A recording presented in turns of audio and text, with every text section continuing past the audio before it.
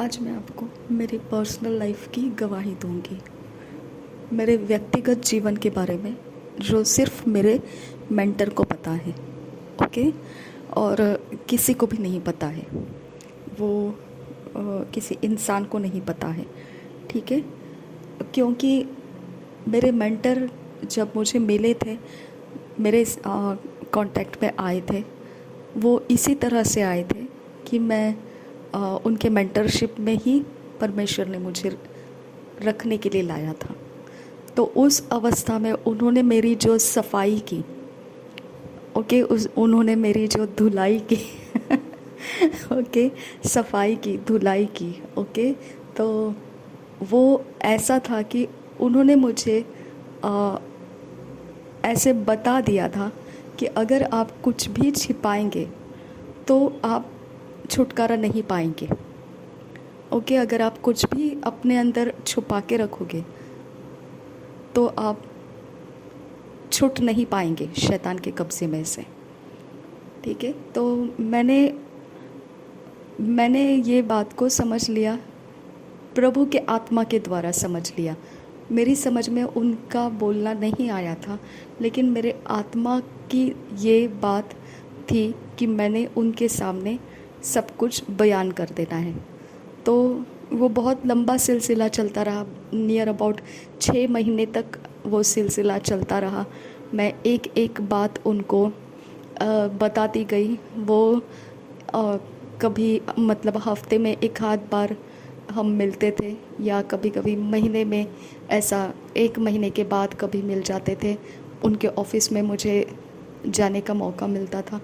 तो धीरे धीरे ऐसे करते करते 6 महीने तक मेरा वो कंटिन्यू कन्फेशन चलता रहा। हर एक छोटी बात, जैसे परमेश्वर कहता है कि जो हमारे सिर के ऊपर बाल है उसको भी काउंटिंग करके रखा गया है। तो हर एक छोटी बात परमेश्वर का दास जो मेरे मेंटर थे उनके सामने मैंने एक एक करके बयान करते गई। और उसके बाद मेरा जो लाइफ शुरू हुआ वो कंप्लीट डिलीवरेंस में, छुटकारे में, आज़ादी में और भरपूर परमेश्वर के महिमा के काम मेरे लाइफ में दिखाई देने लगे। ओके। तो प्रभु यीशु मसीह पवित्रता का परमेश्वर है। अगर आप पवित्र बाइबल को पढ़ेंगे तो उसके अंदर आपको सब कुछ जो भलाइयों की बातें हैं उसी के ऊपर लोग फोकस करते हैं। ओके। और इसके लिए हमको पवित्र बाइबल में ये कुछ भी नहीं पता है जो परमेश्वर नेगेटिव बातें इज़राइल को बोलता था। ओके, इज़राइल को बोलता था, अन्य जातियों को बोलता था। ओके। और जो भ्रष्ट हुई इज़राइल की जाति है उनको किस प्रकार से वो बोलता था। ठीक है। तो हम उस बात को कभी भी डिक्लेयर नहीं करते हैं, और ना ही उस मतलब घोषणाएं नहीं करते हैं, और ना ही उसके बारे में हम कभी मनन करते हैं। हम उसके बारे में सोचना तो दूर की बात है, उसके ऊपर हमारा ध्यान आने की कोशिश भी नहीं करते हैं।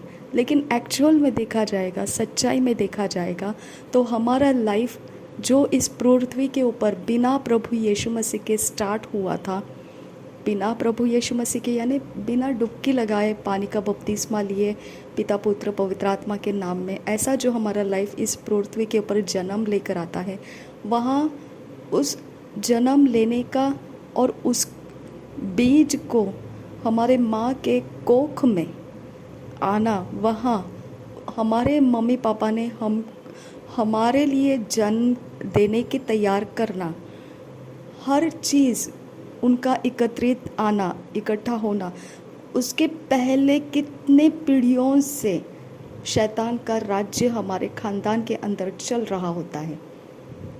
रबान तक हंसे हिक बहुत ही लरबहा घसा शबित किन बहक बहुत यांत्र घसा लरबक हंसे हिक बहुत ही लरबहा घसा अदन खिन एक बरहु लरहा सियांदुरा।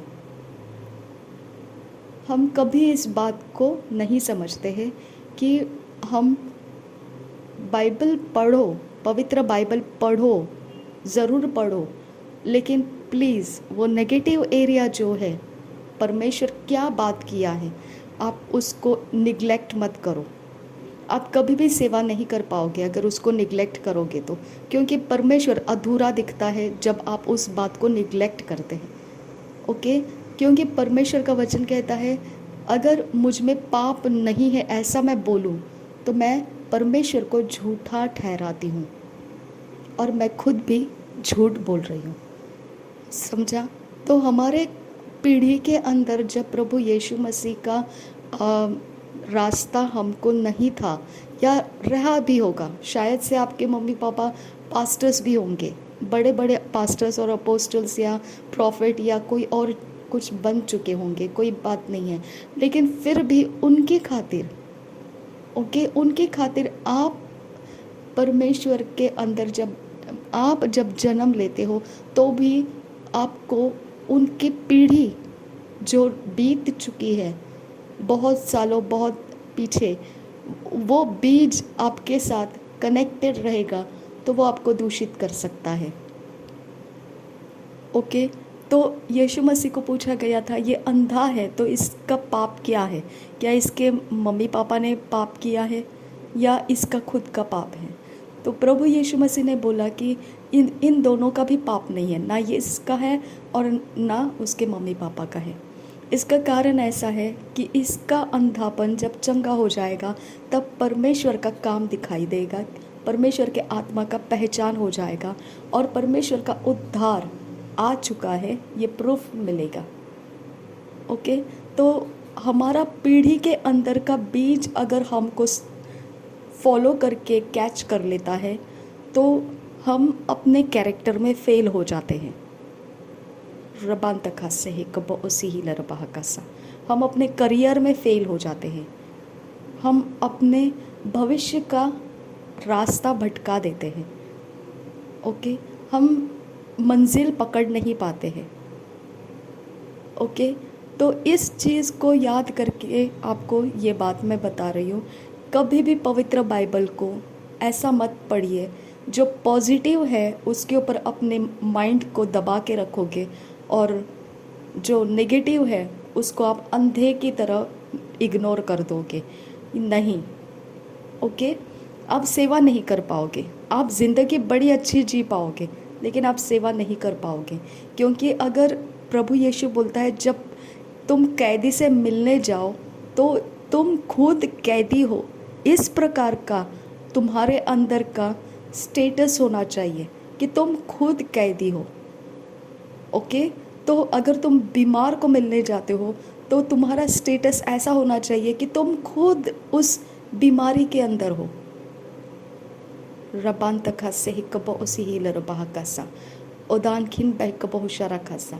अगर कोई रास्ते में भीख मांग रहा है तो हमको ये समझ में आना चाहिए कि हम खुद उस जगह में हैं, तो हम अपने आप को कैसे छुड़ाएंगे, हम अपने लिए क्या कर सकते हैं वही हमको उसके लिए करना है।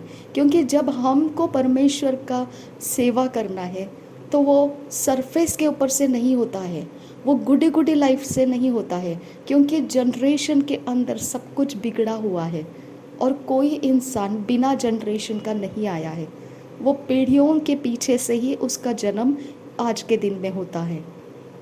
ओके, तो इसके लिए हमको वो निगलेक्ट नहीं करना है जो नेगेटिव चीज़ें परमेश्वर ने बोल कर रखा है। उसके कारण हमारे अंदर परमेश्वर का भय भी आता है और हम समझ भी पाते हैं, जब हम सेवा करते हैं तब हम समझ भी पाते हैं कि परमेश्वर ने क्यों बोला था, ये नेगेटिव वर्ड्स क्यों बोला था, ऐसा क्या क्या कर दिया था सदोम गमोरा वालों ने कि उनके ऊपर परमेश्वर का ऐसा क्रोध भड़क गया, ऐसा क्या कर दिया था परमेश्वर ने।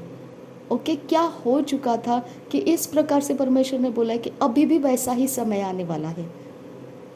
ओके, तो अगर हम परमेश्वर को जानना चाहते हैं तो हमको उसका नेगेटिव साइड को भी उतना ही मेडिटेट करना है जितना हम उसके पॉजिटिव साइड को मेडिटेट करते हैं, क्योंकि हमारा परमेश्वर कंप्लीट परमेश्वर है, वो सिर्फ पॉजिटिव साइड वाला नहीं है। ओके, नाउ जब मेरे मेंटर से मुलाकात हुआ उस समय तो मैंने सब कन्फेस किया, तो ये कोई मेरी कन्फेशन नहीं है, यानी मेरी पाप की कबूली नहीं है, लेकिन ये मैं आप लोगों के सामने गवाही दे रही हूँ। ओके। मेरा छुटकारा करना मतलब जो मेरा पैशन है दुष्ट आत्माओं के सामने डट के सामना करना, ये मेरा जो पैशन है, मेरा धुन है। ओके। ये कैसा जगह मेरे अंदर, ये कैसे क्या परमेश्वर ने इसको मेरे अंदर तैयार किया। तो मेरी बहुत सारी गवाही तो आपने सुनी होगी और आपको ये मालूम पड़ गया होगा कि किस प्रकार से मैं एकदम कमज़ोर इंसान थी, कैसे मैंने जादू टोना वालों का सामना किया, मैंने, मेरे भाई ने। ओके, आपने वो गवाहियों को सुना है, तो आप समझ सकते हैं कि ये सारी चीज़ें जो है दुष्ट आत्मा के विरोध में आवाज़ उठाना, तो ये मेरा प्रोफेशन बन गया है। ओके, ये मेरा करियर बन गया है। ओके, तो लोग बोलते हैं कि हर एक बुश के पीछे, behind every bush don't go and see for demons. Okay, don't look for demons, ऐसे बोलते हैं कि हर एक हरे घास के पीछे आप दुष्ट आत्मा को देखने मत जाओ। लेकिन कोई भी हरा घास बिना दुष्ट आत्मा के नहीं रहता है, उसके पीछे कहीं ना कहीं तो दुष्ट आत्मा रहता ही है। नहीं तो फिर ये शरीर जो है, ये शरीर को महिमामय शरीर होने तक इस घास के पीछे दुष्ट आत्मा है ही है, 100% गारंटेड है ही है। हालेलुया। पुराने नियम के एक माइनर प्रॉफिट्स की जो किताब है, एग्जैक्टली मुझे याद नहीं है कौन सी वो किताब है, उसके अंदर नए पुराने नियम के माइनर प्रॉफिट्स, योएल नबी, होशे, हगाई, हबक्कुक, ये जो है उसके अंदर ये लिखा गया है, एक भविष्यद्वक्ता के किताब में ये लिखा गया है, तू जिस औरत के साथ सोता है अपनी पत्नी समझकर, उसको भी तू अपनी गहरी बात को बता मत।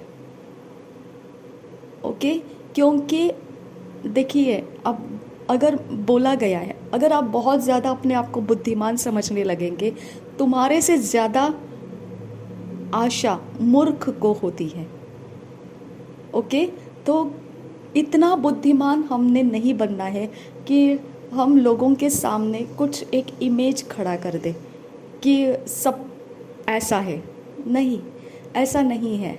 ओके, और ये एक लेवल के ऊपर लेकर जाता है हमको, जहाँ पर हम अपने बुद्धिमानी को देखकर आनंदित होते हैं, अपने अंदर की सफलता को देखकर आनंदित होते हैं, और हम समझ नहीं पाते हैं कौन से समय हमने परमेश्वर को छोड़ दिया है। हम समझ नहीं पाते हैं, क्योंकि वो सफलता हमको लेकर जाती है, वो सफलता हमारे लिए दी गई होती है, हम लेकर जा रहे हैं, हमको मिल रहा है, वो रोड वे मैप हमारे लिए खुला हुआ है।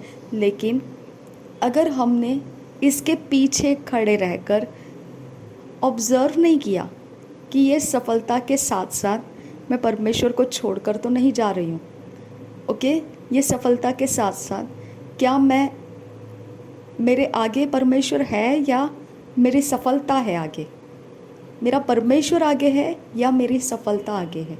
अगर हम नहीं समझेंगे तो हम परमेश्वर को छोड़ देंगे और उस दिशा में निकल जाएंगे जहाँ पर परमेश्वर नहीं है लेकिन सफलता है।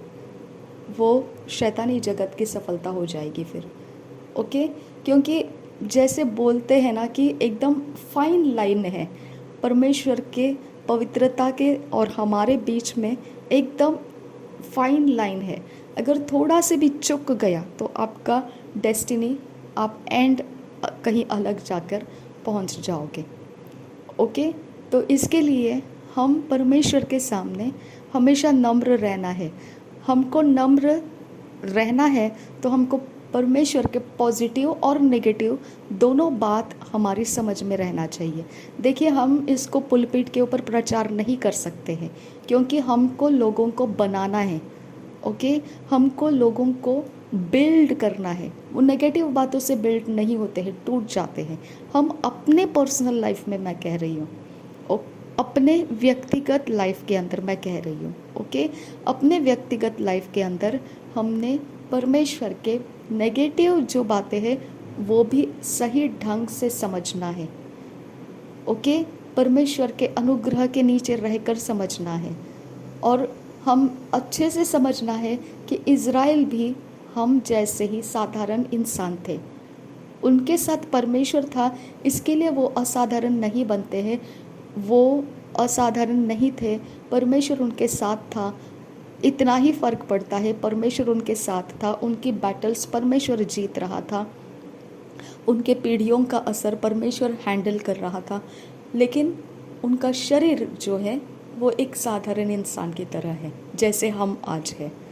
ओके, हमको प्रभु यीशु मसीह ने क्रूस का बलिदान दिया हमारे लिए। उसका शरीर जिस तरह से मारा जाना चाहिए था, तोड़ा जाना चाहिए था, कुचला जाना चाहिए था, फटकारा जाना चाहिए था, वो सब उसने सहन किया। उसके पीठ के ऊपर कोड़ों की मार भी उसने सहन की। ओके, इस तरह से लिखा गया कि उसका शरीर जो है एक मांस का टुकड़ा जैसा क्रूस के ऊपर लटक रहा था। इतना बेहाल उसको करके क्रूस के ऊपर टांगा गया था। उसको मारने वाले लोग जो थे, पवित्र वचन बताता है, वो अन्य जाति के लोग थे। अन्य जाति के लोग, और जो भ्रष्ट हो गए वो यहूदी लोग थे। ओके, तो ये दोनों ने जब उसको इस प्रकार की हालत करके छोड़ा था, इन लोगों का माइंड सेट में उसको दोष लगाने का तैयारी परमेश्वर ने किया था। ओके, अब परमेश्वर का ये प्लान, इस तरह से उसका शरीर सिर्फ नाश किया गया, क्योंकि मरते समय परमेश्वर को उसने बोला, मेरा आत्मा मैं तुझे सौंप देता हूँ। ओके, अब नाश करने के जगह में मारा गया, गाड़ा गया, रौंद कर, कुचल कर, बेहाल करके उसको गाड़ा गया। कहाँ पर गाड़ा गया? कब्र में, और कब्र में रखा गया उसका शरीर। यानी वो शरीर का वैल्यू जो था वो कम्प्लीटली ऐसे इंसानों के हाथों में दिया गया जो अपने विकेडनेस का तीव्रता उसके ऊपर डालेंगे, दुष्टता का तीव्रता उसके ऊपर डालेंगे। ओके, जितना भी मनुष्य के अंदर दुष्टता का बीज है वो सब उसके ऊपर उंडेला जाएगा। ओके, हम इस जगह में क्या देखते हैं? उसके सोल को परमेश्वर ने हानि नहीं किया, उसके आत्मा को हानि नहीं किया, लेकिन उसके बॉडी को हानि किया। आपको क्या लगता है कि आपका बॉडी उस हानि के जगह में मारा गया, कूटा गया, कुचला गया है, रौंदा गया है? अब आपका बॉडी पानी के नीचे जाकर शुद्ध होकर पिता, पुत्र, पवित्र आत्मा के नाम में शुद्ध होकर बाहर आया है। आपको बोला गया है पाप का अधिकार आपके ऊपर से अभी टूट गया है। उत्पत्ति के 6 अध्याय में काइन को बोला था, 4 अध्याय में काइन को बोला था कि अगर तू भलाई नहीं करेगा तो पाप दरवाजे में खड़ा है। वो दरवाज़ा आपका बॉडी है। पाप दरवाजे में खड़ा है और पाप की लालसा तुझ पर है। वो तेरे आत्मा को लेना चाहता है। हालेलुया। और प्रभु यीशु मसीह ने मरते वक्त क्या बोला? मेरा आत्मा मैं तुझे सौंप देता हूँ। तो शरीर कुचला गया था यीशु मसीह का, आत्मा परमेश्वर को दे दिया था। आज हमारा शरीर कुचला गया है, लेकिन आत्मा परमेश्वर को हमने दे दिया है। ओके, अब आत्मा परमेश्वर को दे दिया है, इसके लिए परमेश्वर ने उस शरीर को पुनरुत्थित किया। जैसा प्रभु यीशु मसीह गाड़ा गया, रौंदा गया, कुचला गया, मारा गया, कूटा गया, एकदम लहूलुहान कर दिया गया, बेहाल कर दिया गया, फिर उसको गाड़ा गया था मरने के बाद, उसी तरह से हमको भी हमारे शरीर को पानी के नीचे हम जब डाल देते हैं तब हम गाड़े जाते हैं, उसके मृत्यु में हम शामिल हो जाते हैं। जिस तरह से प्रभु यीशु मसीह पानी के ऊपर उठ कर आया तो वो पवित्र आत्मा से भर गया। उसके ऊपर पवित्र आत्मा आकर ठहर गया। हम पानी के ऊपर उठकर आते हैं तो पवित्र आत्मा परमेश्वर की ओर से promised spirit of God, okay, जो वायदे का पवित्र आत्मा हमको दिया जाता है हमारी रखवाली करने के लिए, संभालने के लिए, हमारे ऊपर वो आकर ठहरता है। गंदे शरीरों के ऊपर पवित्र आत्मा नहीं ठहरता है जो अभी तक धुले हुए नहीं हैं। उन जनरेशन के पाप से जो शरीर धुले हुए नहीं हैं, उन शरीरों के ऊपर पवित्र आत्मा नहीं ठहरता है। लेकिन जब प्रेरित पुनरुत्थान के बाद प्रचार करने शुरू कर दिए, वहाँ पर हम देखते हैं जब वो प्रचार कर रहे थे तो 3000 लोगों के ऊपर पवित्र आत्मा उतर कर आया, प्रचार करते करते उतर कर आया। अब मैं आपसे बात कर रही हूँ, हो सकता है आपने पिता पुत्र पवित्र आत्मा के नाम से बपतिस्मा तो नहीं लिया है अभी तक, लेकिन सुनते सुनते ही आपको पवित्र आत्मा आपके ऊपर वेव्स उसके आपको महसूस होंगे। तो इस तरह से परमेश्वर का आत्मा वहाँ जब शुरू हो गया और पतरस ने अन्य जाति में भी कुरनेलियुस को जाकर सुसमाचार दिया, उसके घराने को प्रभु के राज्य में लाया। तो यहाँ पर जो हमको बोला गया था अशुद्ध शरीरों के ऊपर पवित्र आत्मा नहीं उतरता है, वहाँ पर प्रेरितों ने डिक्लेयर कर दिया, ओके, सिखा दिया, अगर परमेश्वर पवित्र आत्मा उनके ऊपर उतारता है तो उसके विरोध में कौन जाएगा फिर। तो हम भी अपने हाथ खड़े कर देते हैं, पवित्र आत्मा आता है उनके ऊपर तो आने दीजिए। लेकिन फिर उसने बोला अब सिर्फ इतना ही नहीं है, अब इसके बाद तुमको पवित्र आत्मा के बाद तुमको पिता पुत्र पवित्र आत्मा के नाम में बपतिस्मा पानी में डुबकी लगा कर लेना है। तो सिर्फ पवित्र आत्मा का वर्षाव हमारे कलसिया में आने से हो जाता है, इससे काफ़ी नहीं है। ऑनलाइन चर्च देख के आपके ऊपर पवित्र आत्मा के गूस बम्प्स आने लगते हैं, इतना काफ़ी नहीं है, ओके। अगर आपको कोई गवाही दे रहा है और आपके ऊपर पवित्र आत्मा का ब्रीज फ्लो हो रहा है, ओके, वेव्स फ्लो हो रहे हैं, इतना काफ़ी नहीं है। आपको पिता पुत्र पवित्र आत्मा के नाम में पानी में डुबकी लगाकर बपतिस्मा लेना चाहिए, ओके। तो इस प्रकार से जब हम अपने शरीर को पानी के अंदर डुबकी लगाकर बपतिस्मा ले लेते हैं, पवित्र आत्मा हमारे ऊपर उतर कर आता है। यहाँ से हमारा शुरुआत जर्नी जो शुरू होता है वो न्यू क्रिएशन बोलकर शुरू हो जाता है। हम वही है, हमारा शरीर वही है, हमारा आत्मा बदल चुका है, क्योंकि हमारा आत्मा हमने किसको दे दिया, प्रभु यीशु मसीह को दे दिया, ओके। हमारा प्राण हमने किसको दे दिया, हमारा माइंड, विल, इमोशन, हमारी इच्छा, हमारे आत्मा के द्वारा हमने प्रभु यीशु मसीह को दे दिया।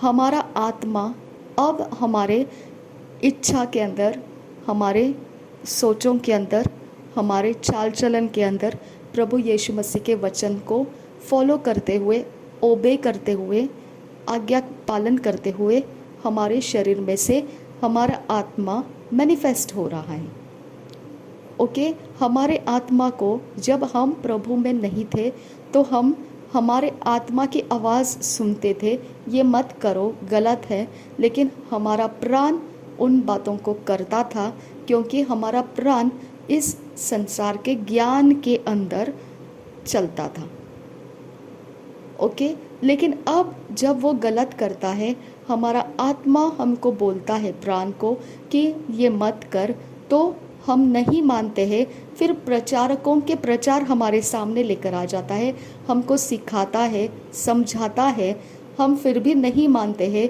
फिर हमको खुद अनुग्रह देता है, वो ताकत देता है कि हम माने उसकी, ओके। तो वो जेंटल और पवित्र परमेश्वर का आत्मा है, संयम के साथ, वो धीरज के साथ हमारे साथ चल रहा है, ओके।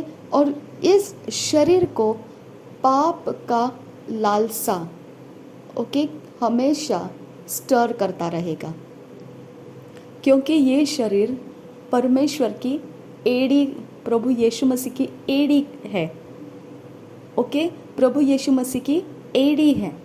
इस एड़ी के ऊपर जो शैतान है वो आक्रमण करता रहेगा। ओके, उसने प्रभु यीशु मसीह के शरीर को क्रूस के ऊपर मार तो डाला, ओके, उसको गाड़ा भी गया, लेकिन वो पुनरुत्थित होकर वो उसका शरीर महिमा के शरीर में बदल गया। वो पहलोठा है, वो पहला इंसान है जो महिमा में शरीर में बदल कर हमारे बीच में अभी चलता फिरता है। वो रबान तखा से है कब उसी ही लरबाहा कसा, शबियान तुखा से है कब उसी ही लरबाहा कसा। उस महिमा में शरीर के हम भी भागी हो चुके हैं, लेकिन वो शरीर प्रभु यीशु मसीह का शैतान पकड़ नहीं पाया। वो महिमामय शरीर अब वो पकड़ नहीं पाया। दोबारा से उसको क्रूज पर डालने के लिए वो शरीर को अब वो पकड़ नहीं पाया। हालेलुया, उसके लिए अभी चांस ख़त्म हो चुका है। अब वो महिमामय शरीर हमारे शरीर में हम प्रभु भोज के द्वारा लेते हैं। हालेलुया, जब हम प्रभु भोज के द्वारा लेते हैं तो हम क्या खाते हैं? प्रभु यीशु मसीह का मांस खाते हैं, प्रभु यीशु मसीह का लहू पीते हैं। जब हम उसके महिमा में शरीर का भाग नहीं खा रहे, हम क्रूस पर चढ़ाया हुआ उस बात को हम खा रहे हैं। हमको यहाँ पर एक ध्यान रखना है, जो वेदी के ऊपर यीशु मसीह का खून रखा गया, उसके बाद परमेश्वर का दया का सामर्थ हमारे लिए खुल गया। ओके, अगर प्रभु यीशु मसीह का मांस और लहू हमने खाया है तो हमारे शरीरों के ऊपर परमेश्वर का दया का सामर्थ आता रहेगा। इसके लिए भजन संहिता के 23 अध्याय का वो वचन मैं हमेशा बोलती हूँ, भलाई और करुणा सदा सर्वदा मेरे पीछे फॉलो करती रहेगी, मेरे पीछे पीछे आती रहेगी, क्योंकि अब मेरे शरीर को भलाई और करुणा की ज़रूरत है। रबान तखा से ही कब उसी ही लरबाहा कसा, और मेरा आत्मा सदा सर्वदा के लिए परमेश्वर के भवन के अंदर निवास कर रहा है। हालेलुया, मेरा आत्मा स्वर्गीय स्थानों में परमेश्वर के साथ, प्रभु यीशु मसीह के साथ, परमेश्वर के साथ बैठा हुआ है। रबान तखा से ही कब उसी ही लरबाहा कसा, अदीन किन बह कब हुशारा खासा, रदेन एक बरहा लरबाहा कसा। ओके, तो इसकी वजह से हमारे पास ये बात का अब डर नहीं है कि शैतान हमारे आत्मा को कुछ कर पाएगा। वो कुछ नहीं कर पाएगा। हालेलुया, वो हमारा कुछ बिगाड़ नहीं सकता है, क्योंकि परमेश्वर का वचन कहता है अगर हम शरीर को मारने वाले कोई है तो उससे ना डरे, क्योंकि आत्मा और शरीर दोनों को नरक में नाश करने वाला परमेश्वर जो है उससे हमने डरना है। तो हमारा डर अब परमेश्वर का सामना कर रहा है। तो हम जब गलती करते हैं या हमारे से कुछ गलती हो जाता है, हमारा शरीर उपद्रवी बन जाता है, हमारे शरीर के कोई हिस्से शैतान नोचता है बीमारियों से, श्रापों से या कोई भी तरह से, तो हमको इसका दुख नहीं करना है, क्योंकि हमारा शरीर जो है हमने कहीं ना कहीं पाप के किसी न किसी ऐसा एरिया में जाकर दे दिया होगा जहाँ पर नहीं देना चाहिए था। लेकिन परमेश्वर की दया और करुणा सदा सर्वदा के लिए हमारे लिए हो चुकी है। उसकी दया रोज़ सुबह, उसकी दया नई रहती है, न्यू मर्सीज उसकी हमारे ऊपर रहती है। हालेलुया, शबतकिन एको पर हलरबाहा कसा। इसके लिए आपको परमेश्वर आपके मरते दम तक आपके ऊपर दया देता रहेगा। हालेलुया, शमशोन का फेलियर आने के बाद में उसको इतना टाइट कब्जे में डाले गया था, वो उसका ताकत हटा लिया परमेश्वर ने। उसने बोला तू मुझे एक बार ताकत दे, बस मैं इनको उनके ठिकाने पहुंचाना चाहता हूँ। परमेश्वर ने उसको उसी काम के लिए रखा था, उसी काम के लिए रखा था, लेकिन उसके अंदर का केयरलेसनेस जो था, उस केयरलेसनेस की वजह से उसके अंदर का जो केयरलेसनेस था, उस केयरलेसनेस की वजह से, सेंसिटिव ना होने की वजह से वो ताकत उससे हटाई गई थी। परमेश्वर ने उसको हटा लिया था वो ताकत को। लेकिन जब वो समय आ गया कि उसने बोला तू मुझे एक बार ताकत दे, मैं इनकी वाट लगाना चाहता हूँ। ओके, उस समय परमेश्वर ने क्यों ताकत दिया? क्योंकि उसका पर्पस वही था। हालेलुया। तो हमारा पर्पस जो है, हमारा पर्पस के कारण परमेश्वर उसकी ताकत हमको देता रहेगा। हालेलुया। आप मांगोगे तो वो देता रहेगा। ओके, आप मांगोगे तो वो देता रहेगा।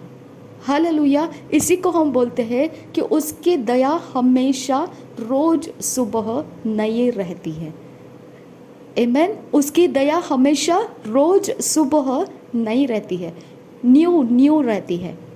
ओके, वो आपका पिछला ज़िंदगी को याद नहीं करता है, वो पर्पस को देखकर आपकी हेल्प करता है।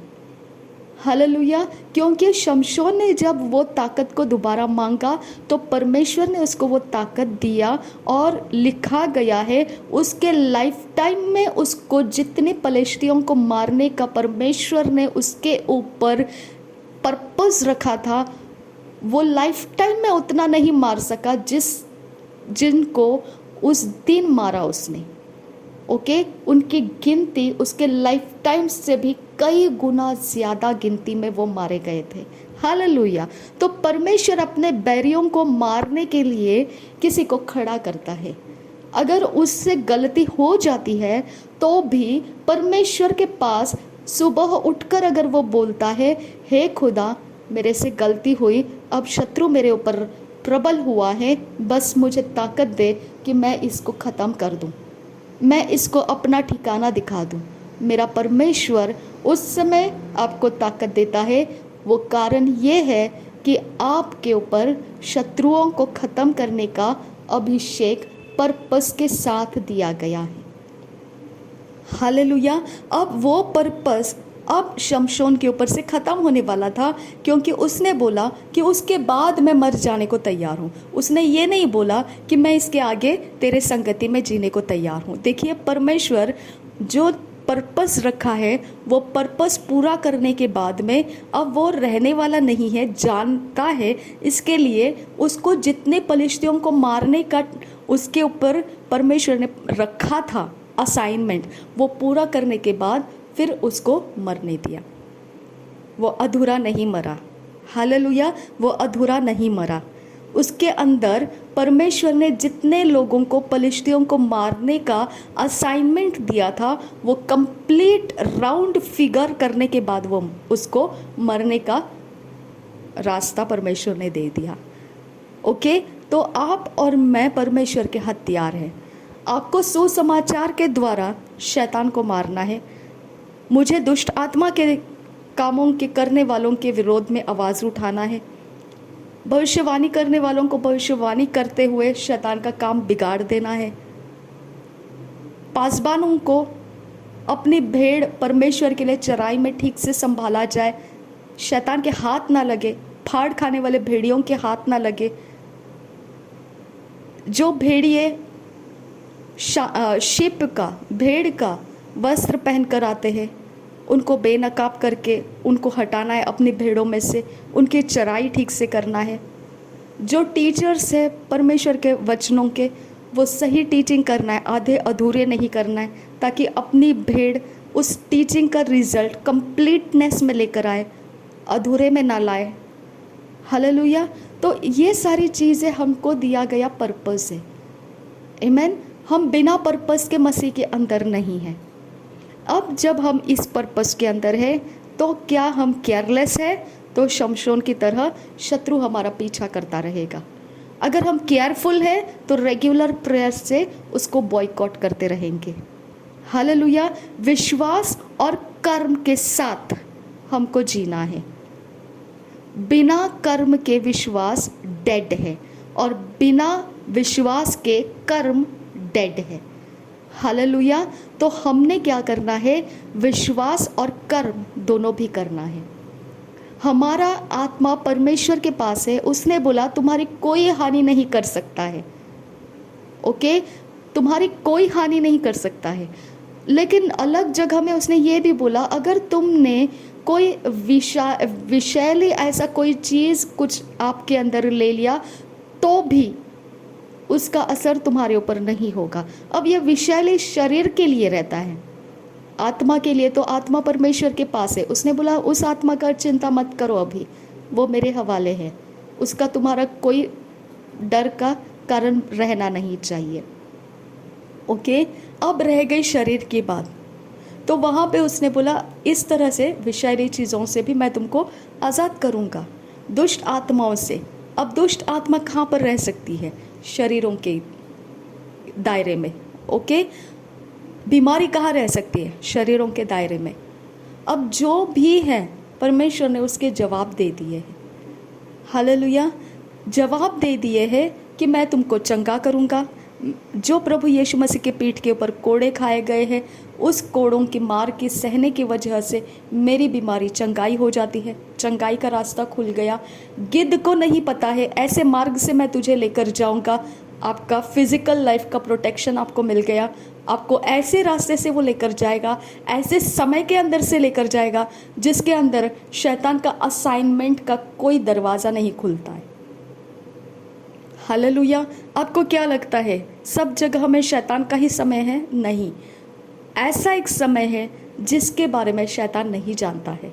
हम उस समय के लिए अगर परमेश्वर से प्रार्थना करेंगे, हमेशा हम उस समय के अंदर से गुजरेंगे। लेकिन देखिए, केयरलेस नहीं होना है, आपको केयरफुल रहना है। ओके, आपको प्रेयरफुल रहना है। आपको परमेश्वर के वचन को पूरी तरह से अच्छे से समझ के पढ़ते सीखते रहना है, क्योंकि ये सारी चीज़ें कर्म है आपके, ये सारी चीज़ें आपके धार्मिकता के काम है। आपको परमेश्वर के वचन को फैलाना है, आप परमेश्वर की आराधना करना है, आप परमेश्वर का गुणगान गाना है, आपको परमेश्वर में मगन रहना है। आपके प्राण को दिया गया ये सारा काम है। हालेलुया। अगर आपके प्राण ये काम नहीं कर रहा है, वो शमशोन की तरह फिर पाप के कब्जे में चला जाएगा।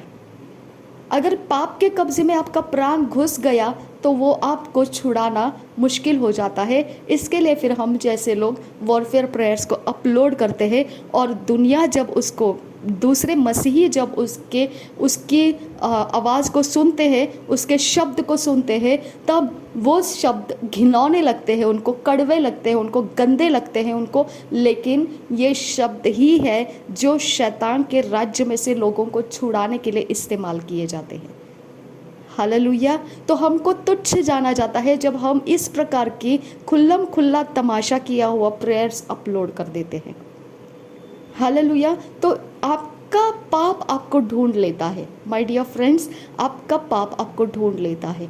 अब ये मत कहिए कि मैं रेगुलर प्रेयर करता हूँ, मैं रेगुलर बाइबल स्टडी करता हूँ, मैं रेगुलर सब कुछ फास्टिंग करता हूँ, मैं सब कुछ ठीक ठीक ठीक ठीक एवरीथिंग चेक मार्क है मेरा, everything okay okay okay okay okay, और फिर मुझे शैतान सता रहा है तो सताने दीजिए, फ़र्क नहीं पड़ता है। क्योंकि आपका शरीर कहीं ना कहीं तो कोई तो एंट्री है उसके पास जो वो यूज़ कर रहा है, और एक एंट्री तो खुल्लम खुल्ला तमाशा है। प्रभु यीशु ने बोल दिया है क्योंकि मैं तुम्हारे अंदर रहता हूँ, अब वो मुझे, मेरे शरीर को तो नहीं पकड़ सकता है, इसके लिए तुम्हारे शरीर को वो छल करता है। हालेलुया। तुम्हारे शरीर को वो छल करता है तो तुम मेरे नाम से उसके ऊपर प्रबल हो जाओ। तो आपको वॉरफेयर बनने की ज़रूरत लगेगी, आपको वो टीचिंग्स की ज़रूरत लगेगी कि उसके ऊपर प्रबल कैसा बना जाता है। वो प्रचारकों के सुनने की ज़रूरत पड़ेगी कि उसके ऊपर कैसे प्रबल हुआ जाता है। पवित्र आत्मा से आपको सीखना पड़ेगा, वो ऐसे ऐसे रास्ते से आपको सिखाता जाएगा कि आपके अंदर किस प्रकार से वो कड़वे बीज को हटा देना है जिसको शैतान इस्तेमाल कर रहा है। वो सब काम वो पवित्र आत्मा से हमारे अंदर होता जाएगा। आमेन। तो इसके लिए हम कभी भी इस तरह का जीवन नहीं जीते हैं कि आत्मा कहीं और, प्राण कहीं और शरीर कहीं और। हम नहीं जीते हैं ऐसा। ओके, हम खुल्लम खुल्ला तमाशा बन के जीते हैं क्योंकि हमारे पास कुछ नहीं है। हम पर्पस के साथ हैं और उस पर्पस के लिए हमारे साथ परमेश्वर है, और वो पर्पस के अनुसार हमको परमेश्वर ताकत देता है क्योंकि उसका काम है हमारे ऊपर। उस काम को करने के लिए वो हमको ताकत देता है, और उस ताकत के बाद हम जो तहलका मचा देते हैं फिर वो भारी हो जाता है। हालेलुया, वो भारी हो जाता है, क्योंकि हमारा परमेश्वर का फाइट है ये, यीशु मसीह का फाइट है ये, हमारा अपने शरीर का फाइट नहीं है ये। ओके, हमारा अपना शरीर जब गलतियों में फंस जाता है, मुश्किलों में फंस जाता है, तो एक बहुत ब्यूटीफुल वर्स एक बेटी ने, प्रभु की बेटी ने एक ब्यूटीफुल वर्स अपलोड किया था कि धर्मी 7 बार गिरे फिर भी परमेश्वर उसको उठाता रहेगा। हालेलुया, धर्मी गिरता है तो परमेश्वर उसको 7 बार उठाता है। हालेलुया, तो हमारे लिए, धर्मियों के लिए परमेश्वर कभी भी ऐसा बोर नहीं होगा कि कितनी बार तू पाप करेगा। नहीं, वो बोलता है रोज सुबह मैं तेरे लिए नए तरीके से तैयार हूँ, तू सिर्फ बोल कि मैंने ये पाप किया, मैं तेरे लिए वो आगे बढ़ने का रास्ता दूंगा, उसको हटा दूंगा, और मेरी ताकत तेरे पाप के कारण कम हो गई है तो मैं उसका इलाज हूँ। हालेलुया, तेरी ताकत को दोबारा बढ़ाने के लिए मैं तेरा इलाज हूँ। हालेलुया, तूने सिर्फ बताना है मुझे। हालेलुया, अगर हम उसको बताते हैं तो हमारी ताकत परमेश्वर की ओर से नया कर दिया जाता है। हालेलुया, आपने धर्मियों के बारे में परमेश्वर का क्या कहना है आप अच्छे से पढ़ोगे तो आपको, सच कहती हूँ, परमेश्वर नेगेटिव वर्ड्स जो बोलता है उसको पढ़ने की आपको इच्छा नहीं होगी। हालेलुया, तो इस तरह से हमारे अंदर का परमेश्वर के साथ का संबंध जो है वो मजबूत करना है। को एक बात याद रखना है, अगर परमेश्वर आपको चाहिए, आपके पाप आपके ऊपर जोर डाल रहे हैं, आपका प्राण कहीं गलती में फंसा हुआ है, उसके बिना आपके शरीर को कोई नहीं पछाड़ सकता है। आपको ये समझ में आना चाहिए। आपकी गलती, अगर आप बोलेंगे मैं तो कुछ गलती नहीं करता हूँ, मैं तो एकदम अच्छा भला चंगा हूँ, मुझ में से कोई गलती नहीं होती है, नहीं, आप झूठ बोल रहे हो। ओके, ऐसा नहीं है। आपको परमेश्वर के सामने अपने आप को रोज समर्पित करना है। मेरे परमेश्वर, मेरे पाप का गुनाह माफ़ कर, मेरे पाप जो प्राण ने किया है माफ़ कर, मेरे पाप को माफ़ कर, मुझे अनुग्रह दे, आज तेरी दया मेरे ऊपर नए सिरे से शुरू कर। आपको मांगना है परमेश्वर से, और ये हमेशा मांगते रहो, दिन रात मांगते रहो।